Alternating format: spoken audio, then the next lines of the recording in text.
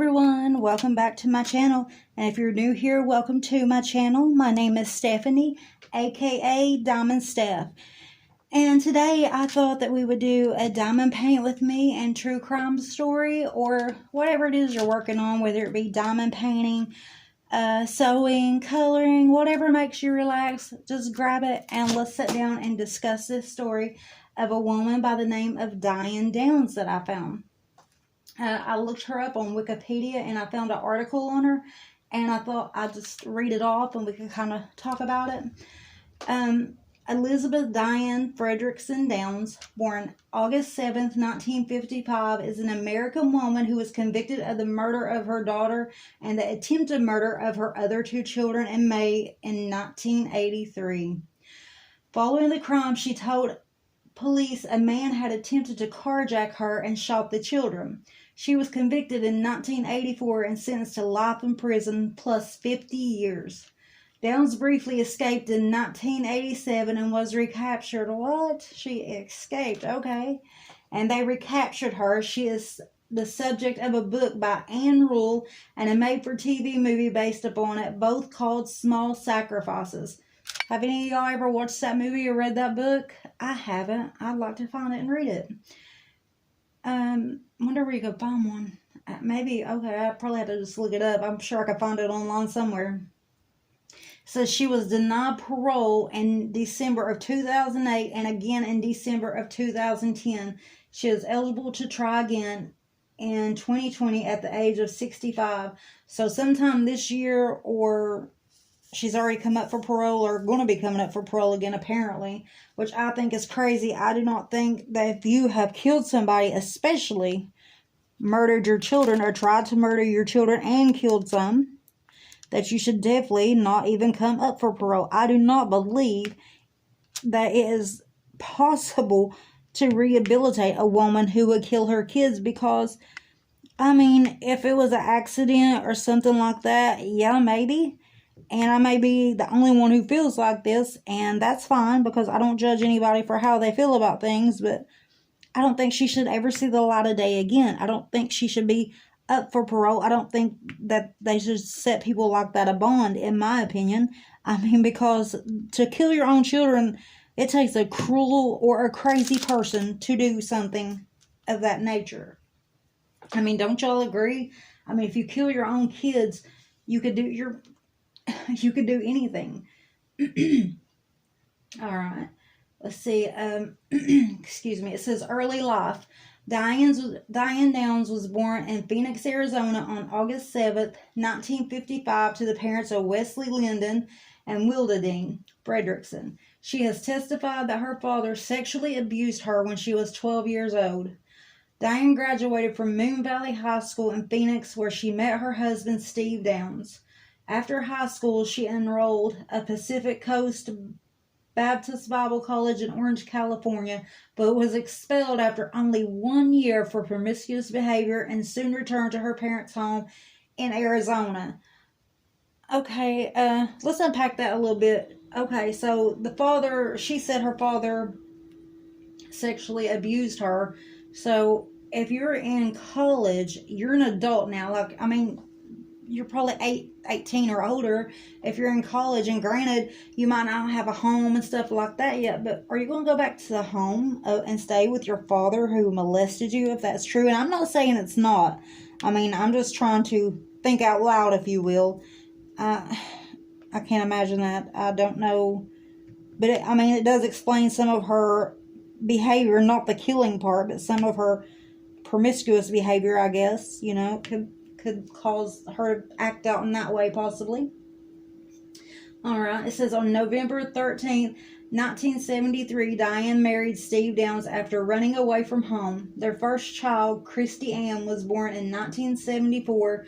Cheryl Lynn followed in 1976, with Steve and Daniel being born in 1979. So they had 3 kids. The couple divorced in 1980 because Steve thought Steve and Daniel, known as Danny, was the result of an affair Diane had. So they divorced because he thought one of the children, the little boy, wasn't his. On May 8, 1982, Downs gave birth to a daughter through surrogacy. She named the child Jennifer before turning her over to her intended parents. Prior to her arrest, Downs was employed by the United States Postal Service, assigned to the mail routes in the city of Cottage Grove, Oregon. Cheryl Lynn, shortly before her death, reportedly told a neighbor of her grandparents that she was afraid of her mother. I mean, these stories always get me. I always have like the WTF moments, like, really? Like, it had to be bad for a child to tell her grandmother's neighbors that she was scared of her mom. Obviously, she was trying to reach out to someone to let them know something was going on, or that she feared for her life and somehow, right? I mean, you know what I mean? She was obviously trying to inadvertently let them know that something was going on, but was too scared probably to come right out and tell her grandmother, maybe hoping that the neighbors would tell the grandmother for her or something, you know. I mean, I always try to sit and think what must be going on in their mind in situations like this, and it must have been horrible for that little girl if she was already scared of her mother. I mean, you know, you're supposed to protect your children. Your children's not supposed to be scared of you. That really tugs at my heartstrings. Okay, let's see. On May 19th, 1983, Downs shot her 3 children and drove them in a blood-spattered car to Mackenzie Wilmot Hospital. Upon arrival, Cheryl, age 7, was already dead. Danny, age 3, was paralyzed from the waist down, and Christy, age 8, has suffered a disabling stroke. Now, she's the one that told the grandparents' neighbor that she was scared of her mom. Downs herself had been shot in the left forearm. She claimed she was carjacked on a rural road near Springfield, Oregon, by a strange man who shot her and her children. However, investigators and hospital workers became suspicious because they decided her manner was too calm for a person who had experienced such a traumatic event. She also made a number of statements that both police and hospital workers considered highly inappropriate. So they was already getting red flags from her just from talking to her. And by the way, she was acting about her kids being shot.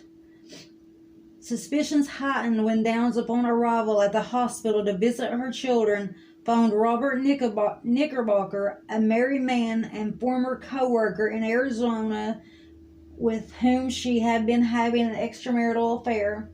The forensic evidence did not match her story. There was no blood spatter on the driver's side door, nor was there any gunpowder residue on the driver's side door or in the interior door panel. Knickerbocker also reported to police that Downs had stalked him and seemed willing to kill his wife if it meant that she could have him to herself. Wow.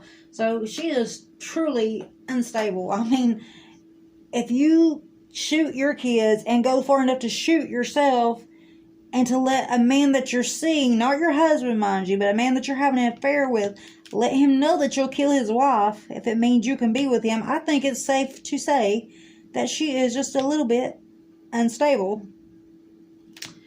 Alright.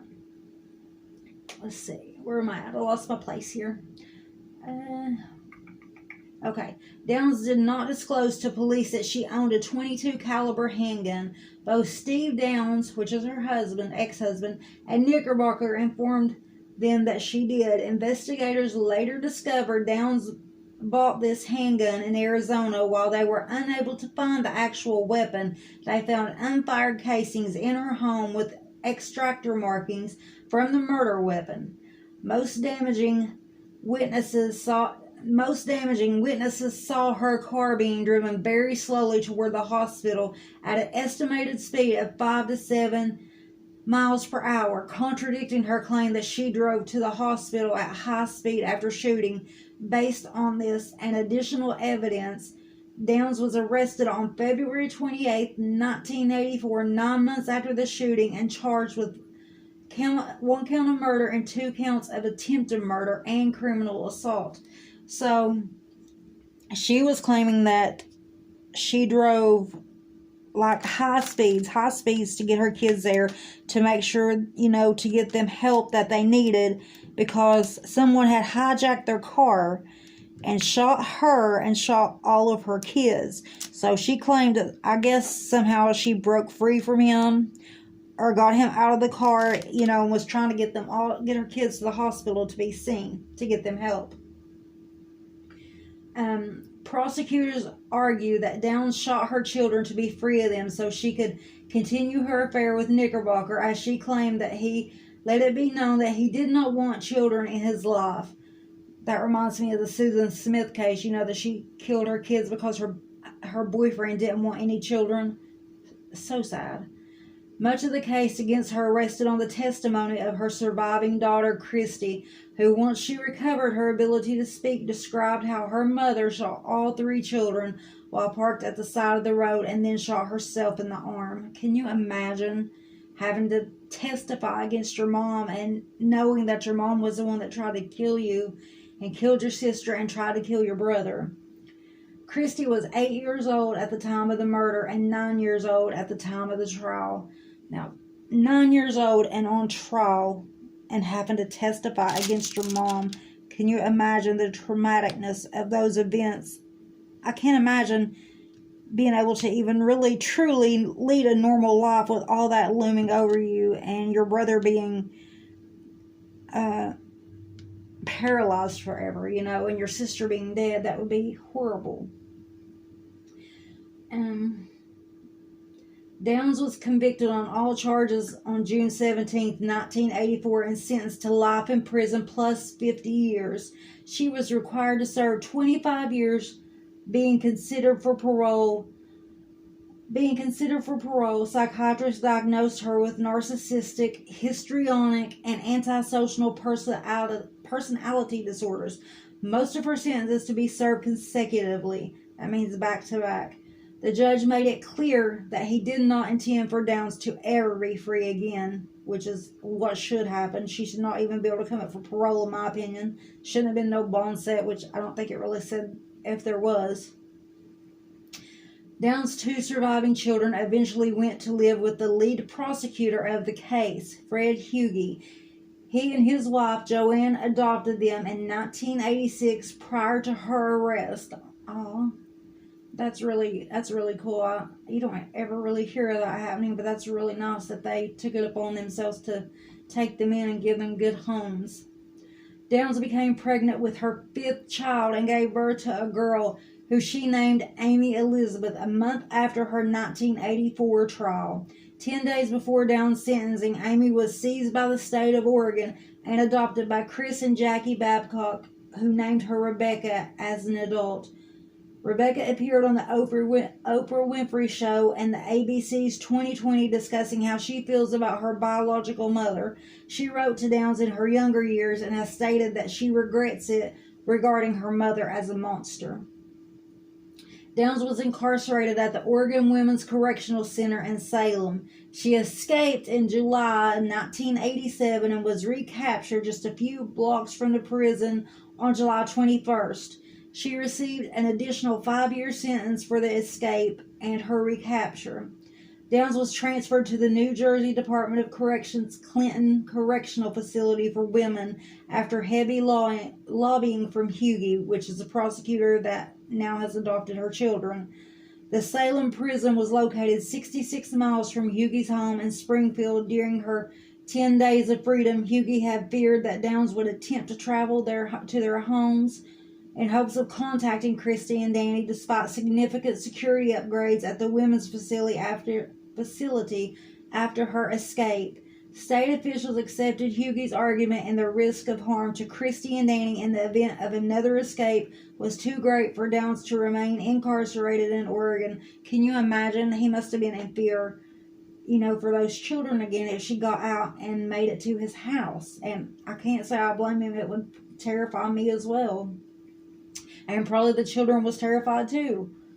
In 1984, after serving 10 years, Downs was transferred to the California Department of Corrections and Rehabilitation.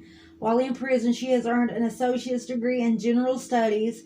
In 2010, she was located in Valley State Prison for Women in Chowchilla, California, but transferred out when the facility was converted to an all-male institution in 2013.